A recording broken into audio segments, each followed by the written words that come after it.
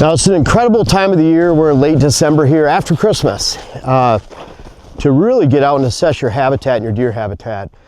I like looking at it this time of year, especially when it comes to some of the screening right here. This is our switchgrass, and you can see it standing 7 feet tall in a lot of areas, maybe even up to 8 feet tall. You see some of this back here doing really, really well. I can't even reach up to the top up here. I'm only 5'9", but still, it's up there. It's a really important time to especially assess the screening. We use screening for big rock trees. We're gonna go check that out. We have our deer fence that we put around our food plots. That's more short term. I really view switchgrass, if you don't need the added height, as one of the best screenings that you can have. And you can see right here, we had about 6 inches of really heavy wet snow. It really crusted it down. In fact, we have some of the heavy duty baronet pop-up blinds. That was the Ox 5, really super nice pop-ups. And even then, it was completely caved in with the snow and ice. So shows how much is there. Dylan and I go to clients all the time, deer hunting clients and habitat, and we go out to these and we see all these native grass fields, pollinator blends, all the CRP mixes. Every one of those with this snow right now is laying flat on the ground. So this is really telling when we can come to a spot like this. And I was on 6 properties last week. Dylan was on 4 the week before. And we see that constant theme over and over again. So if you're sitting here end of December and your CRP mixes, your pollinator grass mixes are laying down, they're doing no good for wildlife. And I'll tell you what, even with we like our birds, butterflies, and bees. We have pollinator out here. We have pollinator strips, but you need a very small amount. Dylan, you were at one that was 80 acres the other day? It was, yeah. That was CRP. Ballpark, yeah. And it was mostly brome grass. And yeah, brome, Timothy, I would guess, and I would say 10% big blue stem. yeah, so just garbage. Not really, I mean, hard enough to hide a mouse and something like that. And when you have all that garbage taken over, it's not doing anything for monarchs, it's not doing anything for birds or bees. And so you really have to assess it this time of year and be very critical of yourself and the programs you're in. I can be honest, I had a client the other day, it was only 2 acres of CRP, but before I even went there, he said, I don't care if I get caught.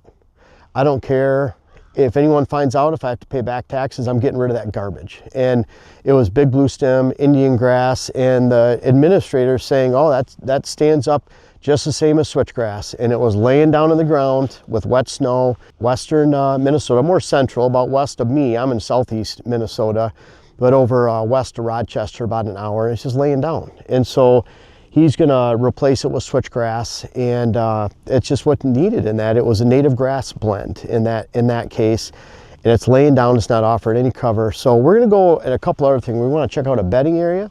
We're gonna check out some hybrid willow plantings that are approaching the height of a redneck blind on a 10-foot ladder in just 3 years. And then we'll go check out the deer fence screening and some conifers too. But again, really nice time to assess all this. And we're out for the first time just walking and talking around here because we don't really have any fear of pushing bucks to other neighbors because they're not hunting right now. So it's a great time to get out, and I hope you enjoy this little tour that we're going on. A great time for a deer habitat checkup. Now this is pretty cool in here too, because you can see we have the switchgrass surrounding this right here, and it gets pelted from across the fields. But still, the switchgrass is standing pretty tall. Again, we just had 5-6 inches of wet snow, and we're at the end of December. So you can imagine what this was like in October, November, early December. But check out these hybrid willows back in here. These are pretty amazing. Big rock trees came out, helped plant these for us. And Dylan, I want to say this is the 3rd growing season?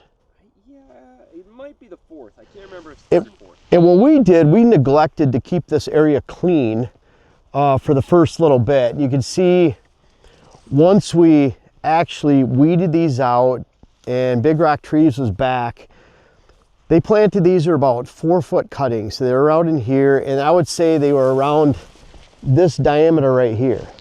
Now we're getting diameter, this is a 2-inch diameter tree, and it was that skinny tree like this. We're already up to the roof of the redneck.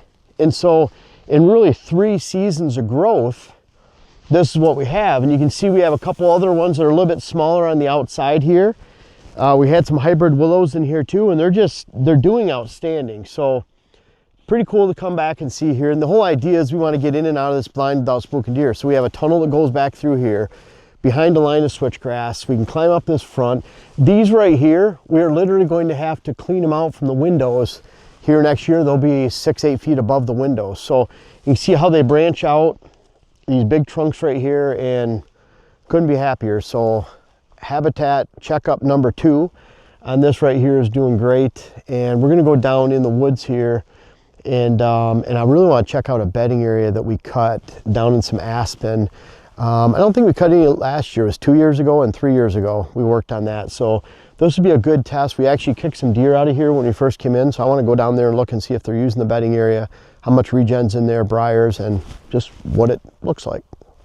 While we're on the way down to this bedding area, which is right in here, can't wait to look at it, but walk into the switch area. This is one area that we left alone last year. We originally had to cut some aspen along here. There's a lot of briars back here.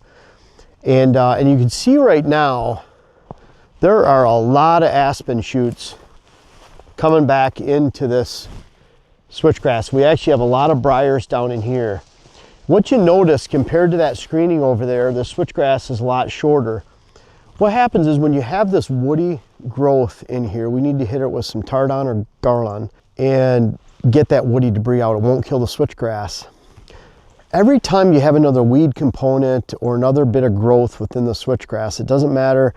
Heck, it could be that you planted your switchgrass 12 to 16 pounds per acre, which is too much, and it starts to overcrowd the switchgrass. We planted this at the right amount of 8 pounds per acre, but then when you get all the shoots of aspen come in, and you can see it how much it is in this area, especially right here. And you can see the deer like it. They'll nibble a little bit along this trail. But bottom line is, when you have this growth in here, it'll diminish stem diameter and overall height. It also diminishes its ability to actually stand up to snow, wind, and bad weather. So you get a weaker stand, a weaker plant. Once we come in here next year and we kill this woody growth and we have briars that are in the mix up there, then we'll not only get a taller stand, but we'll get better diameter on the stems. It'll help it hold up better and accomplish our goals of screening and actually hiding the deer that are in this on the inside. You know, we're using the switchgrass for purely hiding habitat improvements and wildlife on the inside, and in other areas we use it to hide our pollinator blends to keep the critters safe that are on the inside. And if this is all falling down or getting thin, then it diminishes our ability to do that. So let's go and check this bedding area out. So you first come in here, you see all the deer tracks are on the outside. This is a big blocker. We either want them going along this line right here or down the bottom. But you can see all the shoots that are back, and you hear the aspen and the regeneration. So that's looking really good. I want to get off to the side of this so we can actually check and see if we're, and especially down on the bench below where they bed, and just count beds and see what's in here. It's kind of nice to see the fresh deer sign so we can at least get a more accurate reflection of what's actually going on here during the hunting season. So right off the bat, when we get down here off to the side where we get a little bit of area where they can actually bed, then we're immediately finding beds. So you have an old bed right here, another one, and I can see as we get further into here, then we're actually getting into more and more beds. So there's 3 back up there, and then 4, 5, 6, 7, and I'm sure when we wrap around this corner, we're gonna have to start seeing even more. So let's just keep looking. I can see one in there that's 8, that's actually under the logs and trees. So we're already at, just standing right here, we get down here just a little bit further, 9, 10, 11, 12, 13, 14, 15, 16, 17. So we're at 17 deer beds just in this little strip, and we've walked in here, what, like 100 yards at the most. And then right here, we're at 19, 20, 21, 22. Pellets everywhere in here too.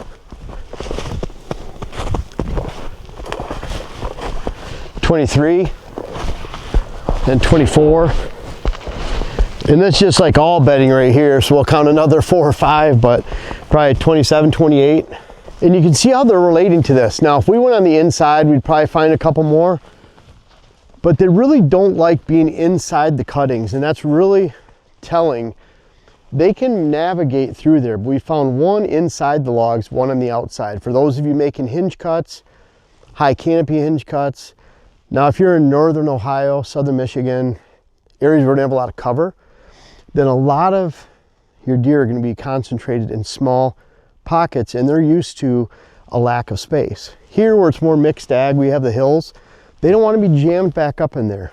And it's very evident that all these beds except one that we've seen so far, and I know if we went up there, we'd probably find a couple more, but most of these beds are relating to the outside, and they're approximately 20 feet off of our cuttings.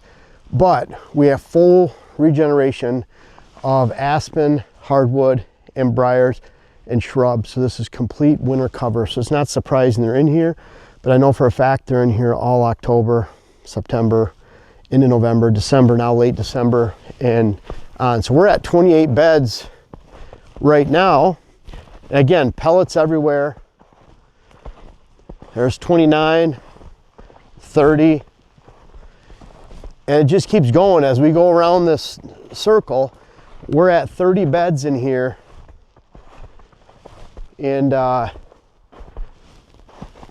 sure more in the middle. So we're back to the switchgrass now, and this is kind of what we'd expect. I can see 31 beds. There's one right down there. There's a 32nd one right there. So we're just back to the switchgrass, and just in this loop right here, 32 beds. Now, what is this, a half acre? Half acre. And I know that doesn't mean we have 32 deer back here, but the bottom line is it's the same doe family group, and they feel comfortable all the way around this bedding area. And yeah, I don't even think we made it 200 yards in a loop. It's probably 150 yards that we went around here. Now, this was a bedding area to begin with, or had the terrain features of a bedding area. All these deer on these flats. We didn't dump timber on these flats, these little benches that go all the way around, even the benches below where we've counted off some of these beds. And then when you get up in that top, because of the way the trees could fall, above Dillon right here is a big line of red oak and white oak. So we didn't want to smash those trees down. We didn't want to drop the aspen into there. So they're all up in piles up there, along with some other species too. And as that breaks down, more and more deer will go into the center of it and relocate some of this bedding opportunity. But I'm really happy with this. And I knew we'd count a bunch of beds in here, but I didn't think 32. But it's evident of a few does and fawns. And I would guess when doe fawn numbers, we're not talking 20 back in here. I would guess 5, 6, 7 in this location.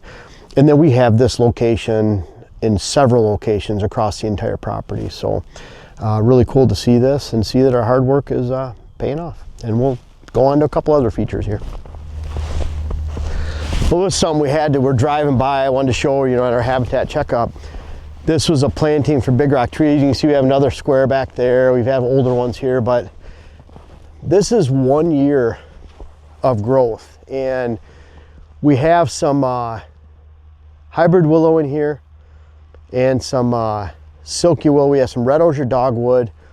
And then these big ones right here are hybrid poplars, these two right here, and then the willows on either side. And the whole goal we're trying to do is you don't need to replant this entire field back here. You're planting small pockets. We'll have the trees in the middle, and then we have the red osier dogwood, dappled willow around here, all browse, and you can see we're fencing it off.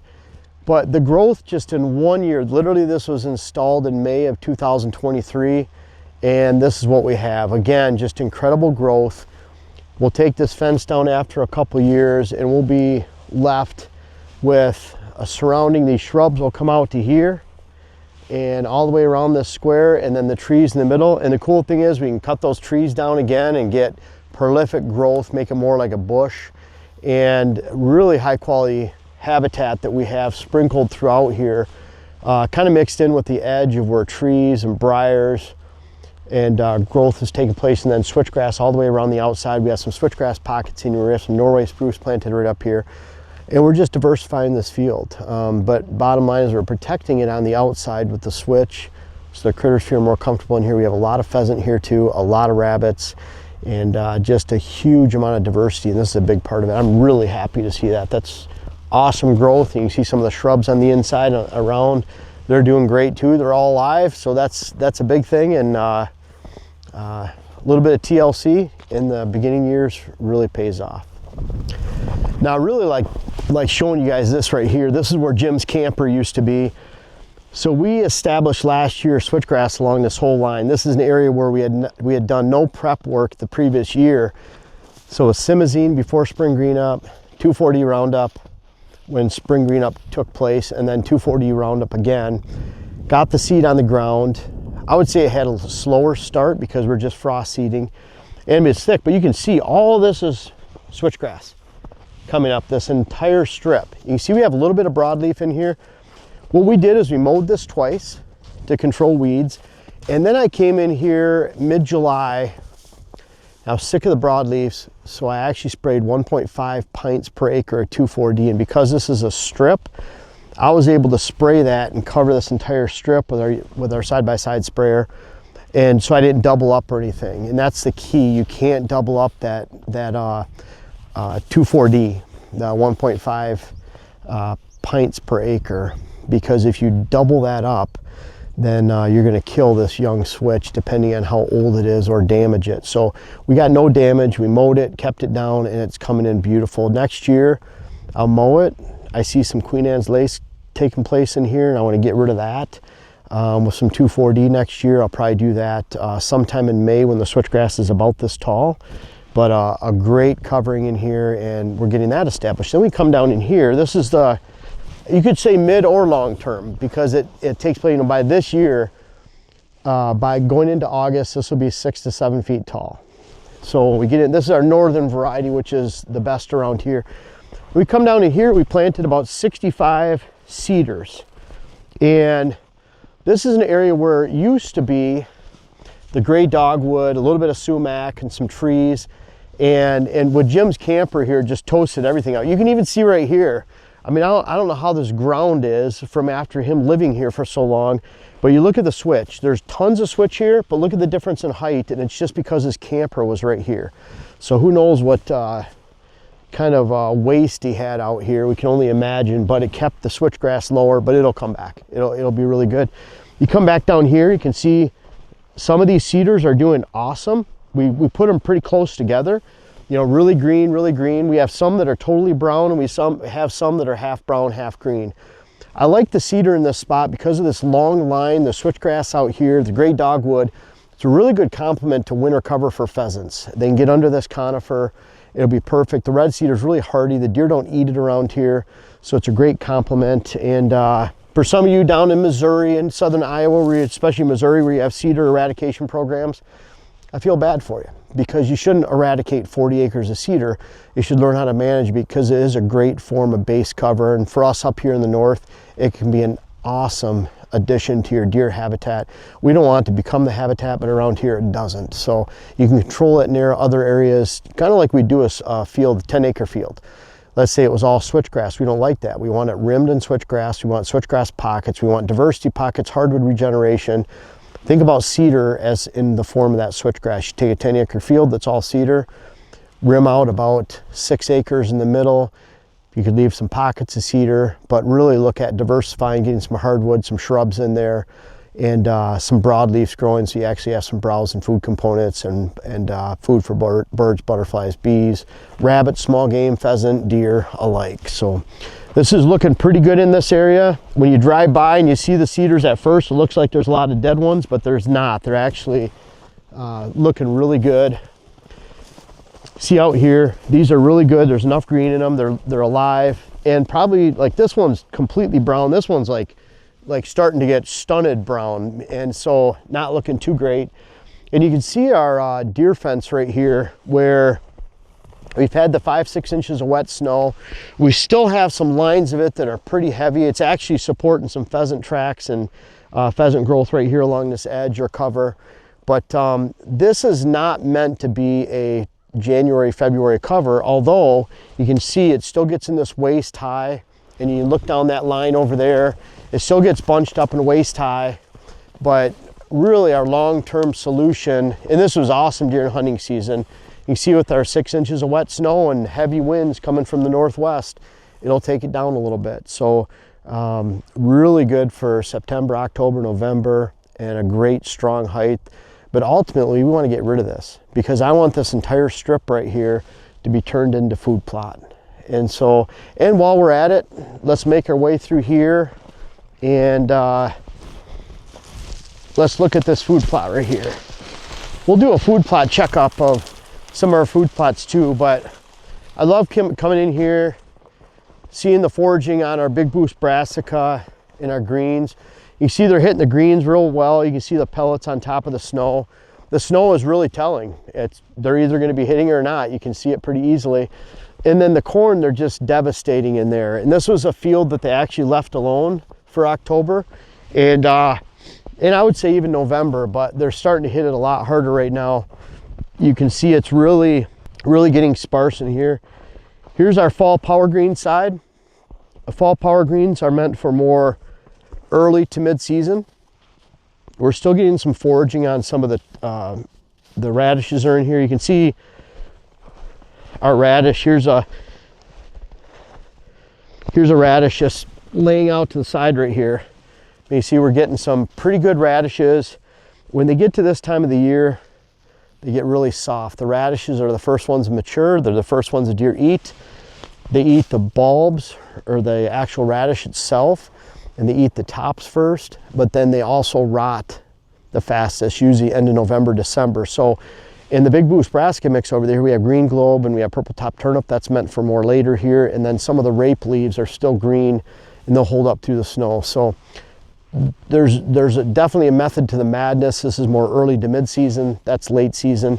And then we have the complement of the corn, and you can see all the tracks in here in the corn. It's just, with the cold and snow we've had, they start hitting the corn, and it gives a really nice complement heading into this season. And if we weren't out here spooking the deer around, maybe we'd get some sheds in here in a month or two. But by then, I think all this corn is going to be gone. We're looking at a lot of these cobs. We have half cobs. They're kind of at that point where they get into the tips, and some of them have corn up top, some of them don't. So hope you enjoyed this tour. It's kind of cool to give yourself a habitat checkup this time of year, see what the deer are actually eating, what they've eaten down during the season. It's a lot more evident to see right now. You can see even down looking at the blind, we have one of Jack's tower stands over there tipped down over in the wind. I came out here to sit one time and it was laying right over. We recommend a heavy auger, especially when you're putting netting around it and making it more like a sail. But that needs to be augered down. You can see the screening down at the end, standing really strong. It's all about 5-6 feet tall right now and bunched up. Great for the pheasant too, and actually making a pretty effective screen on that side. So love getting out here this time of year. We can spook deer to the neighbors, not worry about them getting shot. And hope you've enjoyed this checkup and that you're doing the same, and also being critical with yourself about what everything's looking like and accomplishing. I was on a client the other day over in Buffalo County, and they're primarily planting corn and beans, and they really push corn and beans in that area, and his friend that plants does. And after his friend was gone, later on in the morning, he talked about, I don't want to say anything in front of my friend, but I'm not happy with the corn and beans. It's down to the dirt in November. It's all gone. I'm spending a lot of money on 7-8 acres of corn and beans, and it's just not being effective. And sometimes you have to go against the grain, and that's why I found it to be pretty easy in a county like Buffalo County, where there's a lot of corn and beans, to take advantage of your neighbors when they're planting those. Because when you do something a little bit different and you plant the perfect combination of greens, maybe a little bit of corn, then you can have a high percentage of the deer on your property during the hunting season, which is what it's all about. You're not graded for what your habitat looks like in May, June, July, August, and even September. You're graded on what your habitat looks like in October, November, December, sometimes January if your season goes later, but that's about it. If you can have a good deer habitat at that time, what's pretty cool about that is it really helps our indicator species too. So when we have good cover that's standing all winter and we have good winter habitat for deer, that also is reflected in our rabbits, pheasant, grouse, turkey, It really helps a lot of critters out. So be very critical of yourself for deer habitat during fall and winter, and you'll find that that really translates into a lot of other species as well. Hit that lowest hole in the bucket on your land this year, be critical, and you'll have great success next year and beyond.